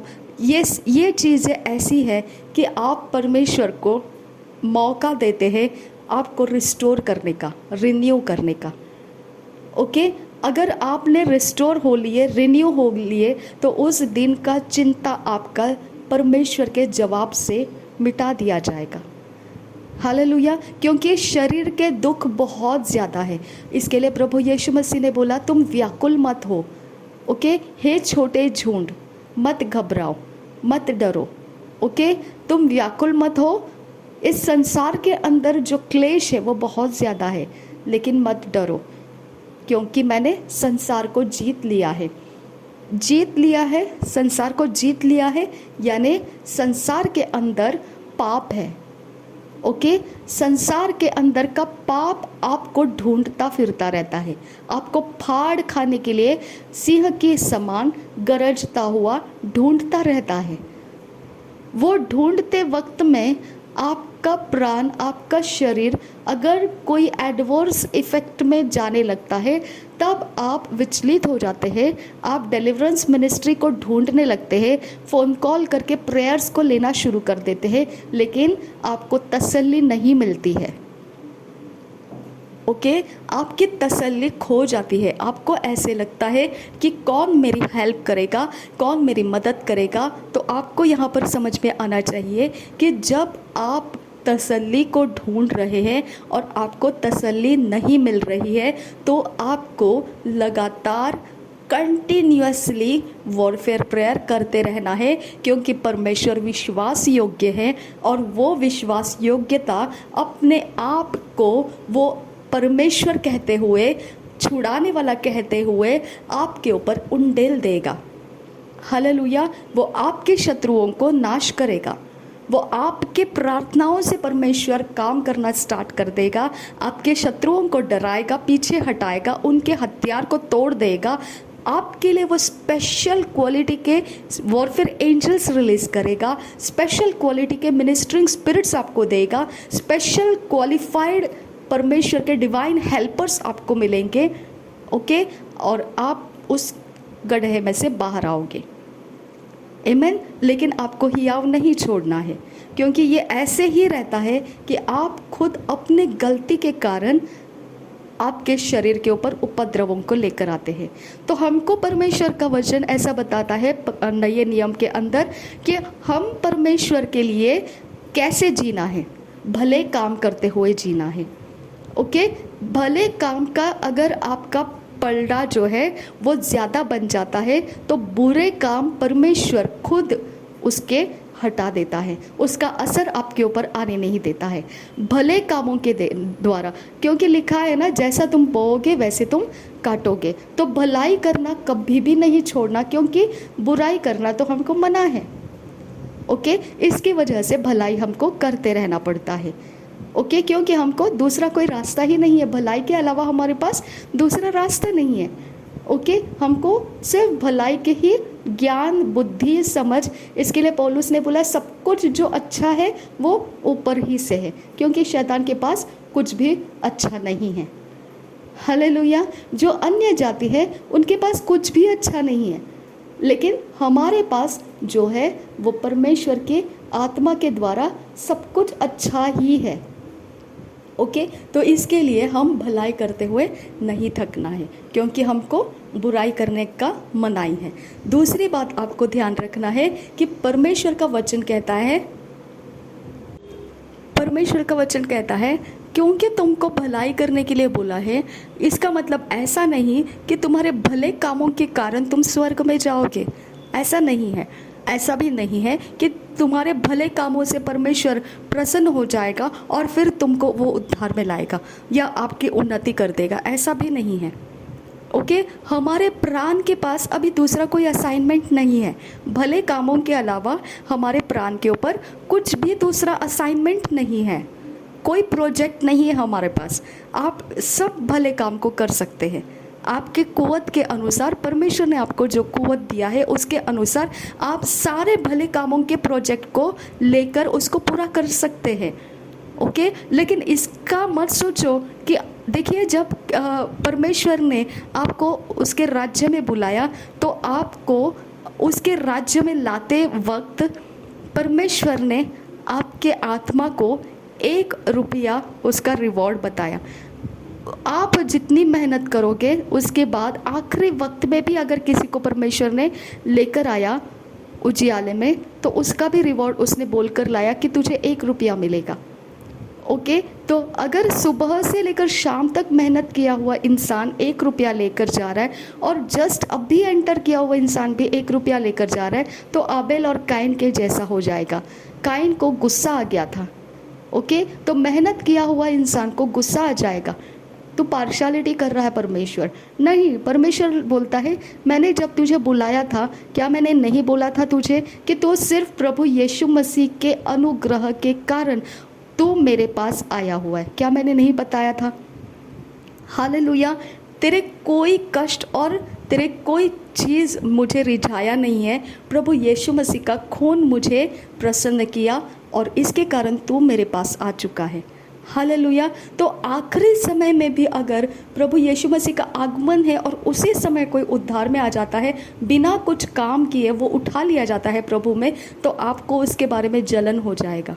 तो हमको ये याद रखना है हमेशा कि भले काम हमको कहीं नहीं पहुंचाने वाले हैं। अगर हम ये सोचकर कर रहे होंगे कि भले काम हमको परमेश्वर के आगमन में उठाएंगे, नहीं, भले काम हमारे शरीर को व्यस्त रखने के लिए है, ताकि वो पाप में ना पड़े। यही बात बोला था ना उत्पत्ति के 4 अध्याय के 7 वचन में, काइन को तू भला करता रहे ताकि मैं तुझे एक्सेप्ट करूँगा। अगर तू भला नहीं करेगा तो पाप तेरे दरवाजे में खड़ा है। हालेलुया। और पाप का अभिलाषा तुझ पर है, यानी पाप की लालसा, वासना तेरे शरीर का इस्तेमाल करने के लिए है। तेरा शरीर का वो तभी इस्तेमाल कर सकता है जब तू भलाई करना छोड़ेगा। हालेलुया। अगर तू भलाई करना छोड़ेगा तो फिर पाप तेरा इस्तेमाल करना शुरू कर देगा। ओके, तो हमारे लाइफ के अंदर पाप का दरवाज़ा हमने बंद रखना है, तो भलाई करता रहो। ओके, कंटिन्यू भलाई करते रहो, कोई डरो मत। सब तरीके के अच्छी बातों को परमेश्वर के सामने करते रहो। आपका पाप के रिश्ता टूट जाता है, आप पाप के ऊपर प्रबल रहते हैं। पाप आपके ऊपर जोर नहीं डाल सकता है। पाप का जोर तभी बढ़ता है जब आप भलाई करना बंद कर देते हैं। ओके, भलाई करना अलग है, धार्मिकता का रास्ता चलना अलग है। भलाई करना यानी ह्यूमैनिटी। ओके, हम अच्छे व्यवहार, शरीर के लिए फेवरेबल चीज़ें हम करते रहना है। अपने जैसा अपने पड़ोसियों के लिए भी, तो जैसे अपने ऊपर प्रेम करता है वैसे अपने पड़ोसियों के साथ प्रेम रख। यानी उनके शरीर का जो फेवर है, उनके शरीर, हमारा शरीर दुर्बल है। ओके, तो हमारा पड़ोसी कौन? प्रभु यीशु मसीह ने जवाब क्या दिया? जो दुख में है, जो कष्ट में है, जो पीड़ित है, जो मरते हुए अवस्था में है, जो जख्मी है, जो व्याकुल है, जो हार चुका है, ओके, निराश हो चुका है और कोई सहारा नहीं है, तड़प रहा है, कष्ट में है, गरीबी में है, भूखा प्यासा है, ये सब तुम्हारे पड़ोसी है। हालेलुया। तो तुम अपने शरीर में उसकी यातना को समझते हुए उनकी भलाई करो। सिर्फ ये मत बोलो God bless you, God bless you के वक्त में आप उन, अगर मैं कभी कभी ये काम हमेशा ही करती हूँ ऐसा, हम कभी कभी नहीं, लेकिन कभी कभी ऐसा हो जाता है ना कि हमको जीपे से पेमेंट करना पड़ता है। तो मैं उस समय अगर मैं रिक्शा से आ रही हूँ और जीपे पेमेंट कर रही हूँ तो मुझे वो लोग बोलते हैं 23 हो गया है, मीटर देखकर पता चलता है 23 रुपीज़ हो गया है, और मैं उनको 23 रुपीज़ जीपे करके मैं बोल देती हूँ गॉड ब्लेस यू। ओके, यानी कि मैंने उसके कष्ट को जोड़ देकर बोला कि तेरा कष्ट तुझे आशीषित करे। हालेलुया। फिर कभी मुझे ऐसा हो जाता है कि क्यों 23, मैं 25 दूंगी और 2 रुपीज़ देकर मैं उसको गॉड ब्लेस यू करूंगी। यानी ये 2 रुपीज़ तेरे लिए बरकत लाने वाला रास्ता बन जाए। ओके, कभी मैं चर्च से खाना लेती हूँ तो वो खाना लेकर मैं जब आती हूँ, रेगुलर अगर कोई मेरे से लेता है वो खाना रास्ते में तो मैं उसको देती हूँ, लेकिन रेगुलर कोई नहीं मिला तो फिर मैं किसी को भी देती हूँ और उससे कहती हूँ गॉड ब्लेस यू, यानी तेरे लाइफ के अंदर अनाज की कमी ना हो। हालेलुया। तो जो ठंड में है उसको गर्म कपड़े की ज़रूरत है, उसको गॉड ब्लेस यू बोलकर फ़ायदा नहीं है। जो रास्ते में भीख मांग रहा था, पतरस ने उसको बोला मेरे पास जो है वो मैं तुझे दे सकता हूँ, जो नहीं है वो मैं नहीं दे सकता हूँ। तुझे जो चाहिए वो मेरे पास नहीं है, लेकिन मेरे पास जो है वो तुझे देता हूँ। तो आपकी कुव्वत को आप देखिए, आपके पास क्या है। ओके, आपके कुव्वत के अंदर आप देने वाले बनिए। आपको समझ में आएगा कि आपके कुव्वत के अंदर, मेरे कुव्वत के अंदर, मैं किसी को बर्थडे गिफ्ट देने के लिए नहीं जाती हूँ, लेकिन मेरे कुव्वत के अंदर परमेश्वर क्या कहता है वो बात रिवील हो जाता है और मैं उसके मुलाकात में वो बातों को बोल देती हूँ और वो बात उनके लाइफ का बर्थडे गिफ्ट बन जाता है। ओके, एक समय ऐसा था कि मेरी आत्मिक बेटी उसका बर्थडे कभी भी कंप्लीट नहीं होने देती थी जब तक वो मेरे से पूछेगी नहीं मेरे लिए प्रेयर करो और मेरे लिए परमेश्वर की आवाज़ मुझे दो। ओके, एक आत्मिक फ्रेंड थी मेरी जो मुझे सिर्फ इसके लिए कॉल करती थी कि वो मेरे से सुनना चाहती है, बस उसका कोई विषय नहीं है मुझे कॉल करने का, बस वो सुनना चाहती है, क्योंकि उसको जब ऐसा लगता है कि मुझे, मेरे साथ परमेश्वर बात करे तो वो मुझे कॉल करती थी। और एक दिन मैंने उसको निराश कर दिया। मैंने उसको बोला कि मेरे से ही क्यों, आप खुद भी परमेश्वर के ऊपर डिपेंड रहो। वो निराश हो गई। ओके, मेरे मम्मी का हॉस्पिटल के वक्त का जो समय था, वो समय में मेरे आत्मिक बेटी को मैंने थोड़ा रूड बिहेव से मैंने उसको फटकार लगाई थी। तो उस वक्त का उसका दर्द इतना गहरा हो गया कि अब वो मेरे लिए वो इंतज़ार नहीं करती है कि मेरे लिए आप परमेश्वर का क्या बात है, मुझे आपके मुंह से सुनना है। अब वो इंतज़ार नहीं करती है क्योंकि उसका भी मन टूट गया। ओके, तो इस प्रकार से मैंने अपने मुंह से परमेश्वर के बातों को बोलकर उनके लाइफ को तसल्ली दी है। मेरे पास दूसरा कुछ नहीं है, फाइनेंस नहीं है कि मैं किसी को कहीं तो पहुंचा सकूं, ओके, अच्छी जगह में मैं उनको लेकर आ सकूं। मेरे पास वो फाइनेंस नहीं है, लेकिन मेरे पास मेरा जो कुव्वत है वो कुव्वत परमेश्वर की ओर से जो अनुग्रह से भरा हुआ है, उसमें से मैं उंडेलते रहती हूँ।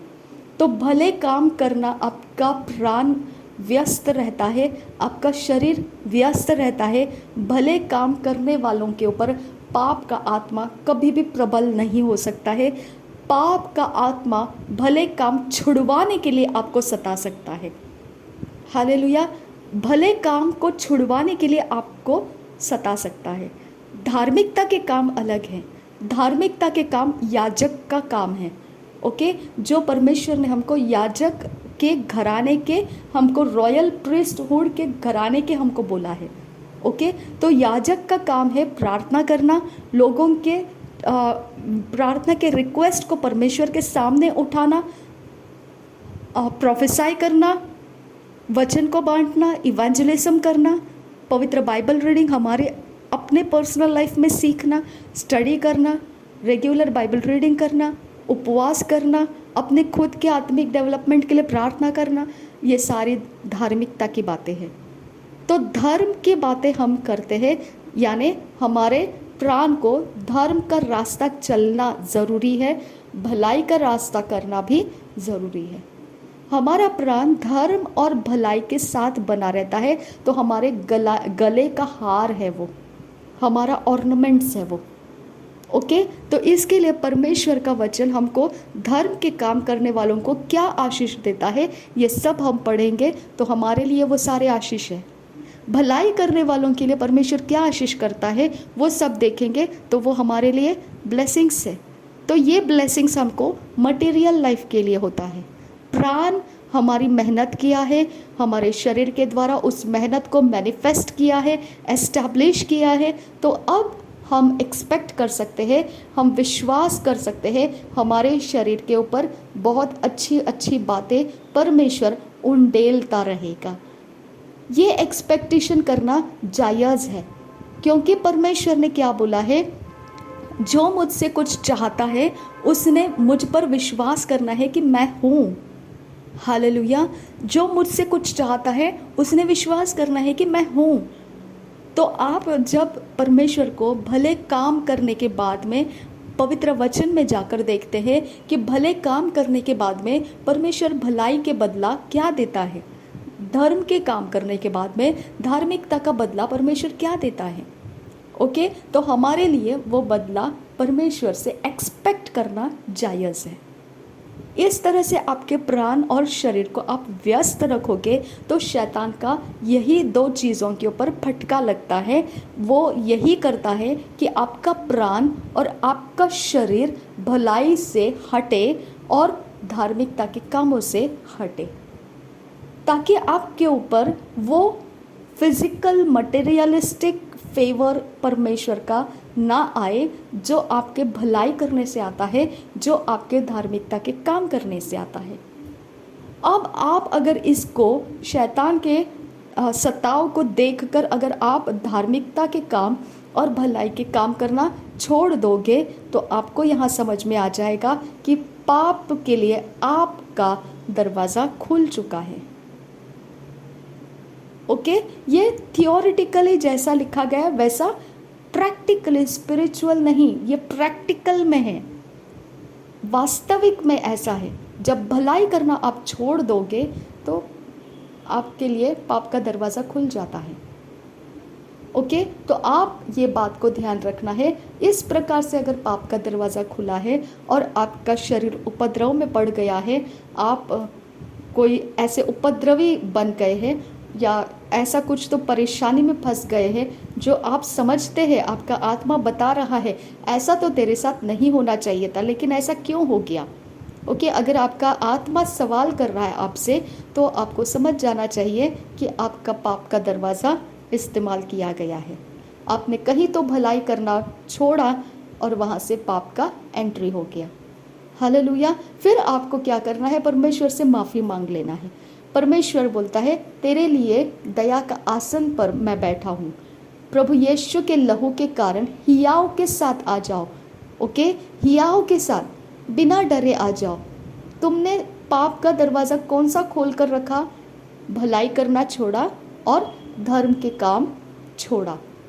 ओके, ये दोनों कब छोड़ा? सताव के बीच में छोड़ा। सताव इतना ज़्यादा था कि आप भलाई करना भूल गए और धर्म के काम करना भूल गए, क्योंकि उसके पीछे आप चिंता में व्यस्त थे। मैं क्या करूं? मैं कैसे करूं? मैं कहाँ जाऊं? मैं क्यों करूं? मेरे लिए कौन होगा? मेरे लिए कैसा होगा? चिंता, निराशा, ये सारी आपके भलाई और धार्मिकता के रास्ते को कुचल दिया। यहाँ आप फंस गए। यहाँ पर आपको रॉन्ग सपोर्टर्स मिल गए। आपको जो परमेश्वर के ओर के लोग नहीं थे वो एंटर कर लिए। आपके मुसीबत के समय वो आपका सहारा बन गए। आपको उसके ऊपर विश्वास आ गया, लेकिन वो असल में फाड़ खाने वाले भेड़िए हैं। हालेलुया। आपको अच्छे कैरेक्टर दिखा के फंसा लिए, लेकिन असल में वो फाड़ खाने वाले भेड़िए हैं। आपको अच्छे गुण दिखाकर फंसा लिए, आपकी मेहनत को देखकर, आपकी अच्छाई भलाई को देखकर आपको रिवॉर्ड किया, आपका मन जीत लिया, आप फंसा लिए गए। हालेलुया। तो आपका ये सारी चीज़ों को ध्यान नहीं देंगे आप, तो आपका छूटने का रास्ता मुश्किल हो जाता है। आप समझ नहीं पाते हैं, तसल्ली नहीं आती है, क्योंकि आप समझ नहीं पा रहे ये सब कुछ मेरा बिगड़ क्यों रहा है। ओके, भलाई करने में आप पीछे हटे, धार्मिकता का काम करने में आप पीछे हटे। ये दो रास्ते हैं जो लगातार बिना थके, जो तेरे हाथ में मैंने दिया है उसको संभाल कर रख।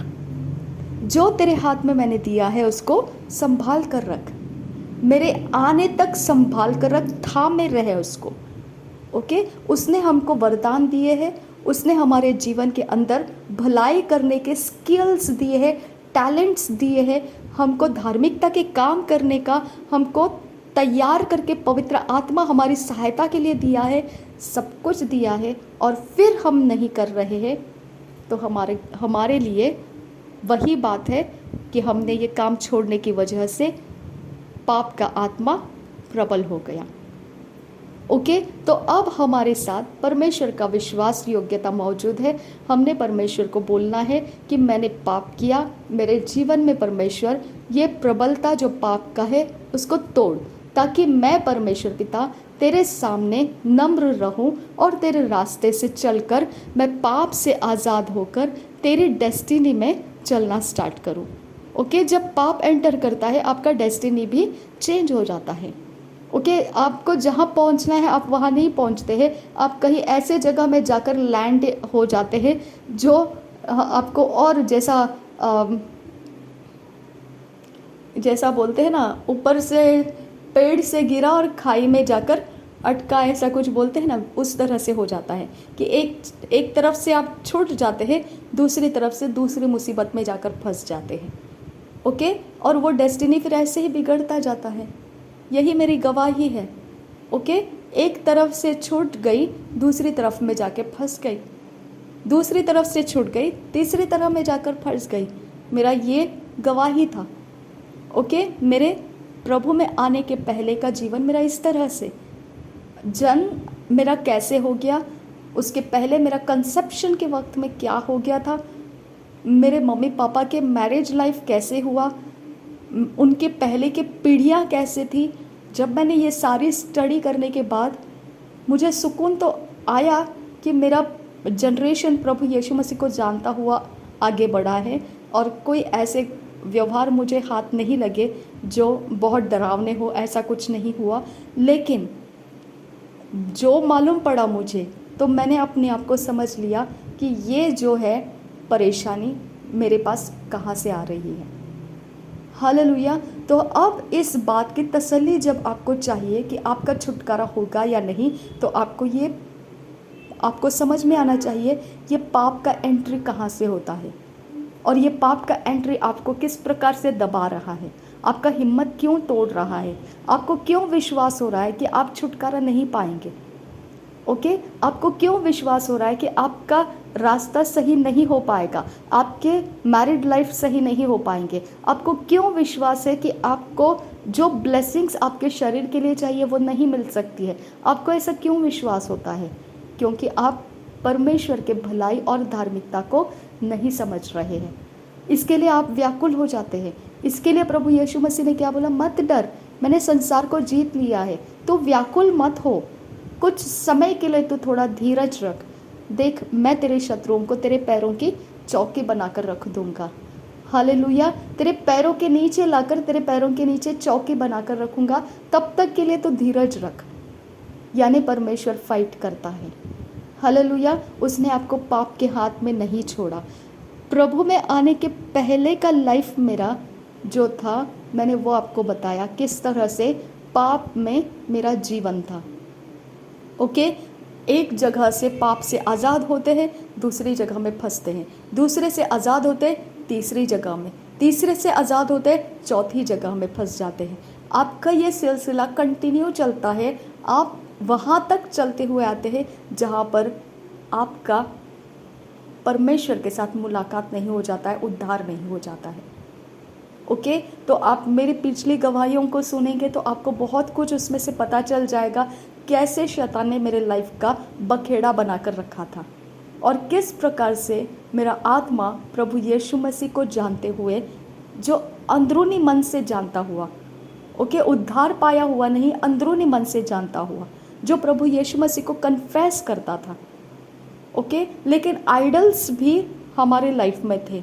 आइडल्स यानी ऐसे आइडल्स नहीं जो अलग अन्य देवी देवताएं जो होती है वैसे नहीं, लेकिन वो आइडल जो मरियम की हम आइडल अपने लाइफ में यूज़ करते थे।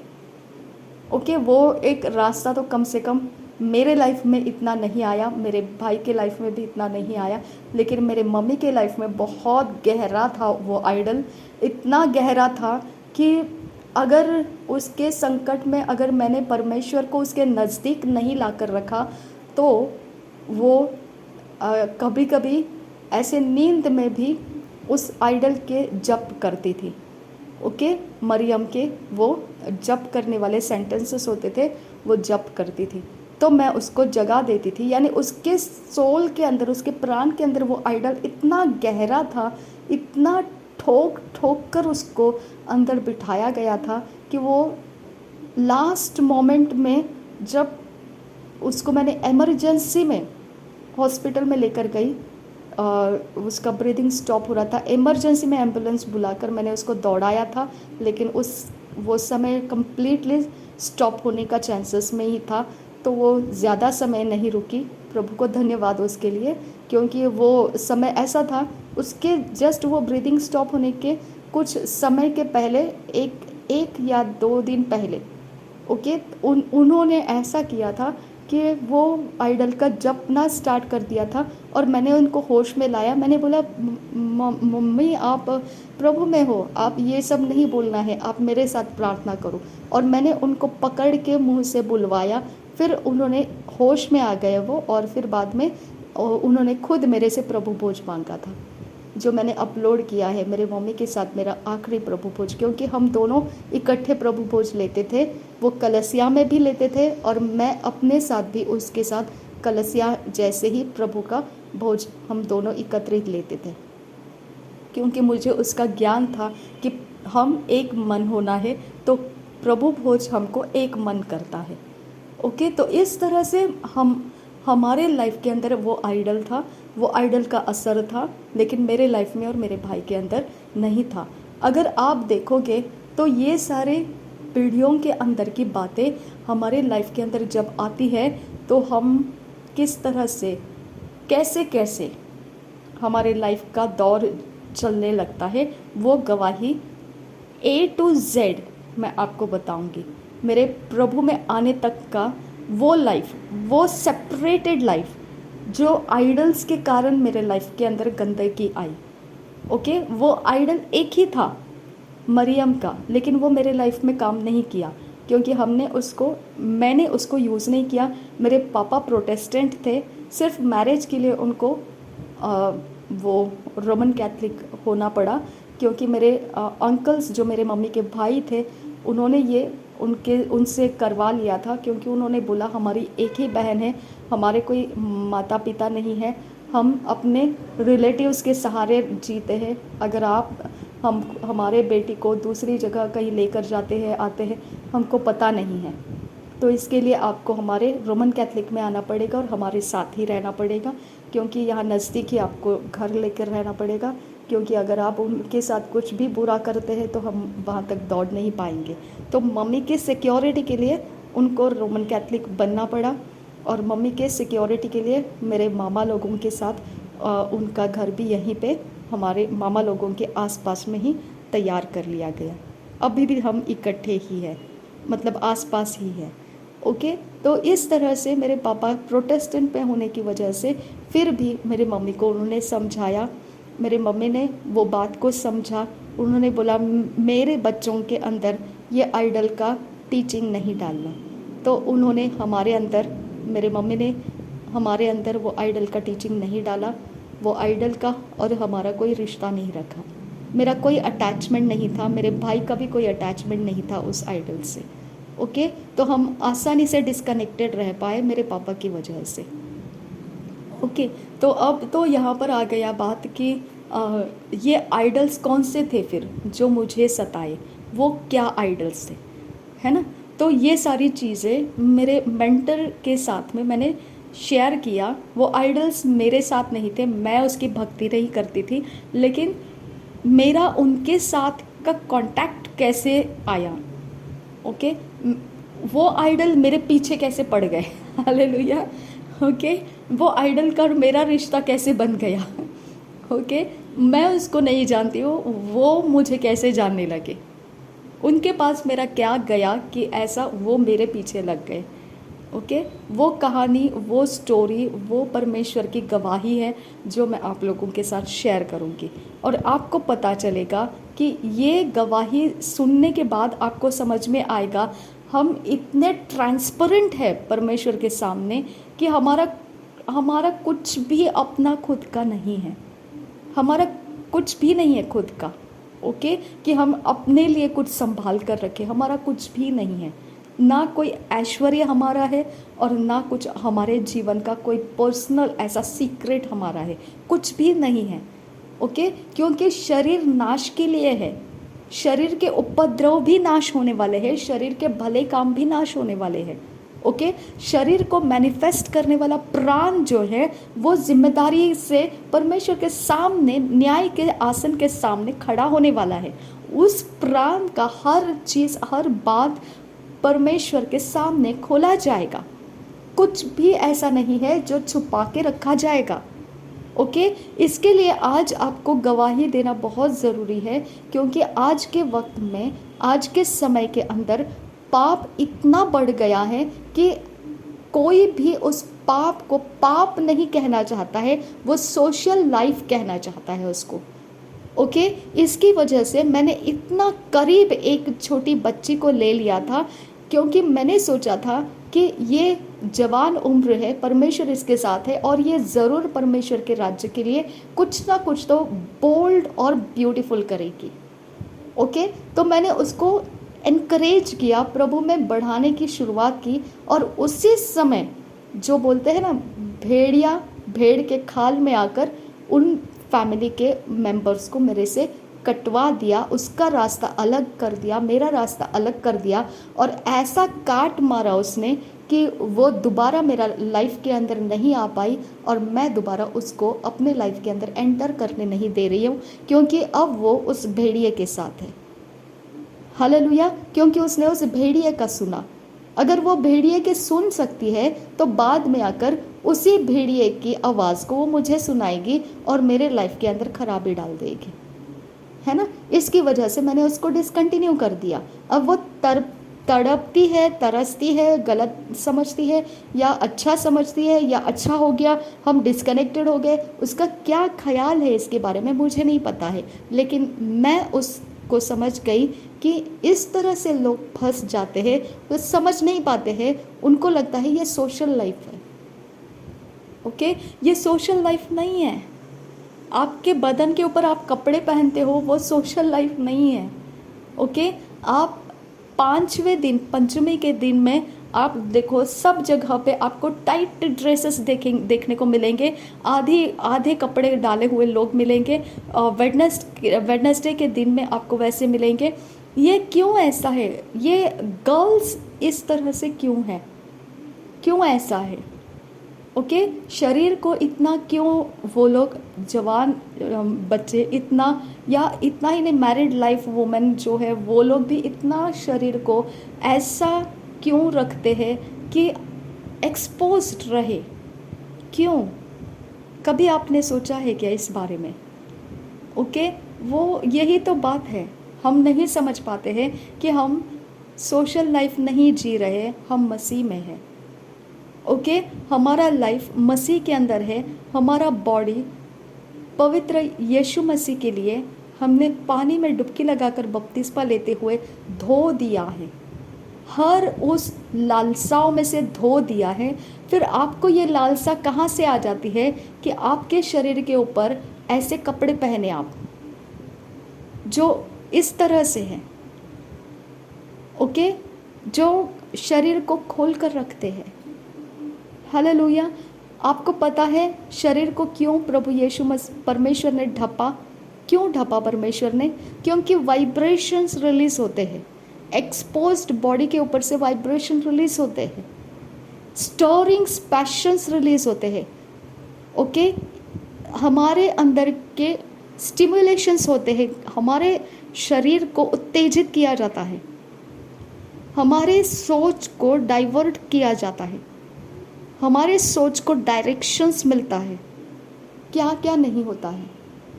ओके, अगर आप अपने लाइफ को इस तरह से जिलाओगे और बाहर के जो देखने वाले लोग हैं वो भरमाए जाएंगे, आपको लगता है आप आशीषित हो जाओगे, आपने पाप के लिए दरवाज़ा खोल दिया है। इवन मैं वाइट ड्रेसेस पहनती हूँ तो मुझे इतना शर्म आता है, क्योंकि उसके कपड़े इतने थिन होते हैं कि हम अंदर से क्या पहने हैं वो भी दिखाई देता है। मैं परेशान हो गई हूँ ये सारी चीज़ों से, क्योंकि मार्केट के अंदर एक कपड़ा ऐसा नहीं है जो थिकनेस में होगा। ओके, और ऐसे भारी गर्मी के अंदर वो थिक कपड़ा पहनना वो भी पॉसिबल नहीं है ना? तो इस तरह से मेरी भी हालत है। मैं खुद भी परमेश्वर के अभिषेक के नीचे रहना चाहती हूँ कि परमेश्वर मेरे बॉडी का कोई भी खुला हिस्सा देखने में आता है, तेरे लहू से उसे छुपा दे, क्योंकि वो अगर दूसरों के कोई भी वाइब्रेशंस को कोई स्टिम्युलेट करता है कुछ भी तरह से, मेरा ब्लेसिंग्स मैं खो दूँगी। हालेलुया, मेरा ब्लेसिंग्स मैं खो दूँगी, मेरा डेस्टिनी मैं खो दूँगी, मेरा रास्ता चलना मुश्किल हो जाएगा। हालेलुया, मैं पाप के भागीदारी में हो जाऊंगी। हालेलुया, मेरा कोई चीज़, मेरा कोई एक्सप्रेशन भी किसी को स्टर नहीं करना चाहिए। मेरे शरीर का, मेरे बॉडी का, मेरे प्राण के द्वारा मेरा बात करना भी, मुझे एक ऑडियो जो वॉइस रहता है, वॉइस कॉल्स करने का मुझे अपॉर्चुनिटी दिया गया था। जब मेरे पास फाइनेंस की बहुत कमी थी तो मुझे ऐसा दिया था, आप घर में से ही आप काम कर सकते हैं। मुझे वॉइस कॉल्स करने के लिए दिया था, और वो वॉइस कॉल्स में मैंने देखा कि मेरे वॉइस में अभिषेक है, और वो अभिषेक वॉइस मैं कुछ ऐसे बातों को करने के लिए लगा रही हूँ जिसके अंदर परमेश्वर नहीं है। जो वॉइस लोगों के प्राण को परमेश्वर से मुलाकात करने के लिए भरा हुआ है, वो वॉइस को मैं इनकम सोर्स करने के लिए चला रही हूँ। मेरा मन टूट गया और एक समय आ गया कि मैंने देखा कि मेरे वॉइस के ऊपर से अभिषेक टूटने लगा है, और मैंने वो काम करना बंद कर दिया। हालेलुया, इस तरह से आपका वॉइस भी इतना सेंसिटिव परमेश्वर भर सकता है, हमारे बॉडी को परमेश्वर इतना सेंसिटिवली भर सकता है, तो आप क्यों नहीं पवित्रता का जीवन का फ़ायदा उठाएं? ओके, आप ऐसे क्यों नहीं जीते हैं कि आपको मालूम पड़े कि आप परमेश्वर को लोगों के बीच में उतारने वाले इंसान बनेंगे? ओके, सोशल मीडिया को, सोशल लाइफ को आप लोगों के बीच में उतारने वाले मत बनो, मत बनो। ओके, मैं आपको ओपनली बोलती हूँ, मत बनो वैसा। वो वाइब्रेशंस रिलीज करते हैं, मत बनो ऐसा। मैं देखना चाहती हूँ कि हमारी सारे कलसिया के लोग इस बात को समझे। ओके, इस बात को समझे, क्योंकि फ्लैश डिजायर्स मरे हुए नहीं हैं। ओके, लोग बोलते हैं हम तो नंगे घूमेंगे तो भी किसी को ऐसा स्टिमुलेशन नहीं आना चाहिए, कोई गलत भावना नहीं आना चाहिए। भाई मेरे, मरते दम तक तेरे अंदर का स्टिमुलेशन जीता रहता है। हालेलुया, जब तक वो गड्ढे में नहीं जाता है तब तक वो जीता रहता है। ओके, तो किसी को टेम्प्ट मत करो, इतना उनको तीखा तेज टेम्पटेशन मत दो कि उसके ऊपर भार लग जाए। ओके, उसके ऊपर वजन पड़ जाए, वो अपने आप को कंट्रोल में रखे, इतना उनको अपने करीब आने मत दो। हालेलुया, तो आप अपने आप को भी संभालो और अपने लाइफ का वाइब्रेशंस भी, पवित्रता का वाइब्रेशंस रिलीज होगा, इस प्रकार का जियो, ताकि आपको पता चले। वो वाइब्रेशंस में जीने का तरीका ढूंढो आप। ओके, परमेश्वर से मांगो कि परमेश्वर मेरा प्रेजेंस तुझे लोगों से मुलाकात कराए, मेरा प्रेजेंस तुझे लोगों के साथ मुलाकात कराए। हालेलुया, मेरा अस्तित्व तुझे लोगों के पास लेकर आए। हालेलुया, मेरे परमेश्वर से मैं यही बात करते हुए 24 साल बिताए और ये बात मेरा सक्सेसफुल रिजल्ट्स में परमेश्वर करता आया है, 1 बाय 1 करता आया है, क्राउड में नहीं, भीड़ में नहीं, एक एक इंसान को step by step, step by step, step by step प्रभु के तरफ मैं लाते रही, अभी भी ला रही हूँ। हालेलुया, मेरा एक गॉड ब्लेस यू भी परमेश्वर के पास उनको लेकर आ जाता है, उतना पावर रिलीज होता है मेरे गॉड ब्लेस यू के वर्ड में। हालेलुया, तो आपको समझ में आना ये कंसेक्रेशन, ये सेपरेशन कितना भयानक है। ये कंसेक्रेशन, ये सेपरेशन अगर आप नहीं समझोगे तो आपका प्राण और आपका शरीर जो है वो पाप के दरवाजे में खुला पड़ा है और आपका शरीर उपद्रव में चल रहा है और आप समझ नहीं पा रहे, आप तसल्ली नहीं पा रहे। आपको डिलीवरेंस मिनिस्ट्री हेल्प कर रही है, आपको प्रेयर हेल्प कर रही है, सब कुछ हेल्प कर रही है, लेकिन आप अपने लाइफ को जांच नहीं रहे हैं कि ये दरवाज़ा कहाँ पर खुला पड़ा है। हालेलुया, तो इसके लिए आपकी तसल्ली नहीं हो रही है क्योंकि वो दरवाज़ा का फोर्स ज़्यादा है। ओके, जैसे एक जख्म, घाव भरने को टाइम लगता है, तब तक तो उसका दर्द आपको सहना पड़ता है। जब वो घाव भरने लगता है तब तसल्ली आना शुरू हो जाती है। तब तक पूरी भी नहीं आई है लेकिन थोड़ा दर्द कम हो चुका है, अब थोड़ा और दर्द कम हो चुका है, अब थोड़ा दर्द और कम हो चुका है। फिर एक दिन आता है कि आप घाव भूल भी जाते हैं। हालेलुया, अब तो मुझे याद भी नहीं है मुझे कुछ घाव हो गया था। हालेलुया, तो आपको तसल्ली इसीलिए नहीं आती है क्योंकि पाप का माहौल बहुत गहरा असर है आपके लाइफ के अंदर, इसके लिए आपको तसल्ली नहीं आती है। हालेलुया, तो इस पाप का असर हमारे लाइफ के अंदर एंट्री कहाँ से हुआ है? जब भलाई और धार्मिकता के रास्ते हम कम कर देते हैं, पाप का एंट्री स्टार्ट हो जाता है।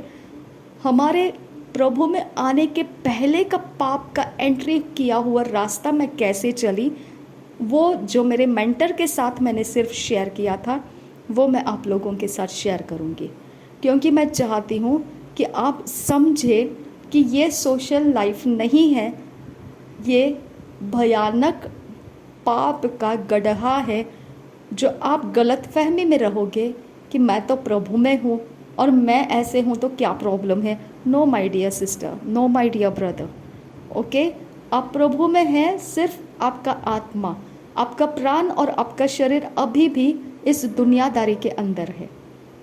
हालेलुया, तो आपको अपने प्राण और अपने शरीर की रखवाली करना है और वो रखवाली आप अगर नहीं कर रहे हो तो मेरी गवाही आपको समझाएगी आपको रखवाली क्यों करना है। ओके, आपका पाप का रास्ता आपको दिखाएगी।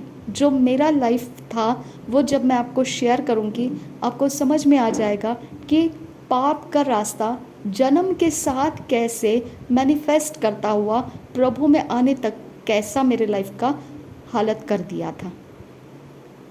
आमीन। अगर आप अभी भी उस बात को नहीं समझोगे तो जब गहरा अभिषेक उतर कर आता है, आप झूमते हुए, नाचते हुए, उछलते हुए पूरा पूरा सब कुछ करोगे, लेकिन आपका प्राण और आपका शरीर कमज़ोर है। आप वो अभिषेक निकल जाने के बाद दोबारा दुनियादारी में चले जाओगे। ओके, इसके लिए अंकुर नरूला मिनिस्ट्रीज मुझे बहुत अच्छा लगता है, क्योंकि उन्होंने एक भी रास्ता नहीं छोड़ा जो आपको पाप की तरफ जाने का टाइम दे।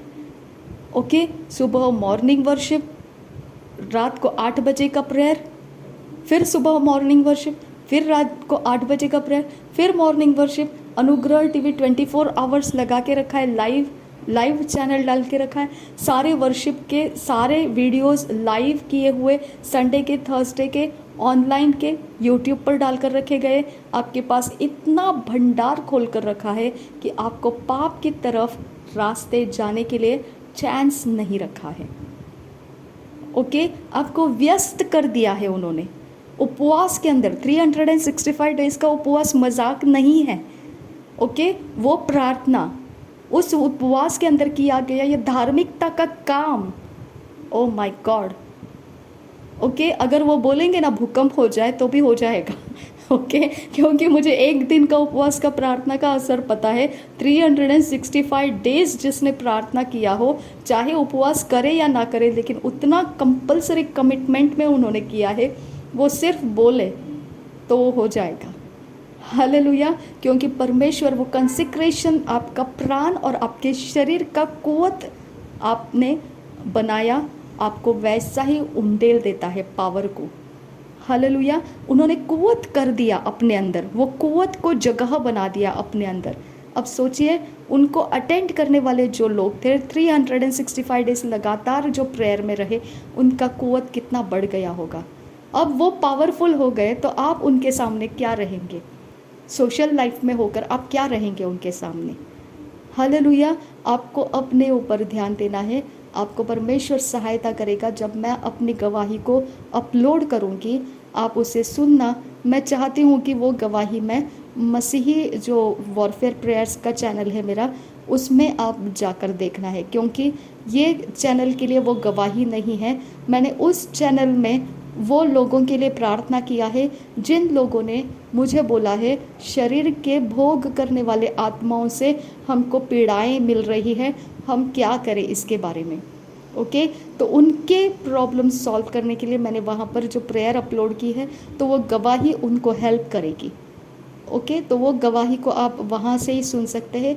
ये चैनल के लिए वो गवाही नहीं है, वो उन चैनल के लिए है जिसमें वॉरफेयर किया है मैंने, वॉरफेयर के प्रेयर किया है मैंने उन लोगों के लिए जो शरीर के भोग की आत्माओं से सताए जा रहे। ओके, तो आप उस चैनल में जाकर उस गवाही को सुन सकते हैं। लेकिन आपको अब समझ में आ गया होगा कि हम परमेश्वर के लिए है, हमारा सब कुछ परमेश्वर के लिए है। धार्मिकता के और भलाई के रास्ते में चलते रहना, व्यस्त रहना हमारे ऊपर जिम्मेदारी है। वो हमारा क्रूस है, हमारे क्रूस को हमने उठाकर चलना है। ओके, प्रभु यीशु मसीह हम सब के साथ बना रहे। आमीन, आमीन, आमीन।